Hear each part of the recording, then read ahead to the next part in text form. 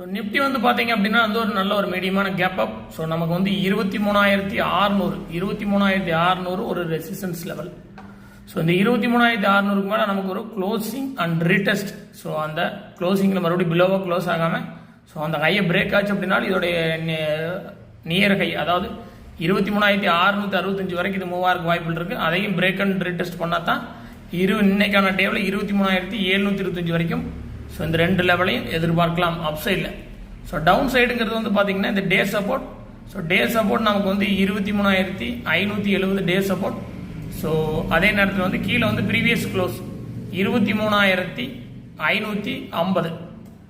So இது ரெண்டுமே நமக்கு இருக்கு. ஸோ இதுக்கு கீழே ப்ரைஸ் வந்ததுன்னா நமக்கு 23,500. ஸோ இது வராத வரைக்கும் ப்ரைஸ் அப் சைடில் மூவ் ஆகும். ஸோ இதுக்கு கீழே க்ளோசிங் அண்ட் டவுன் கொடுச்சுன்னா டவுன் சைடு 23,500 வீக்கானா தான் ஒரு டவுன் சைடில் மூவ் ஆகும். இல்லைன்னா இந்த ப்ரைஸ் வந்து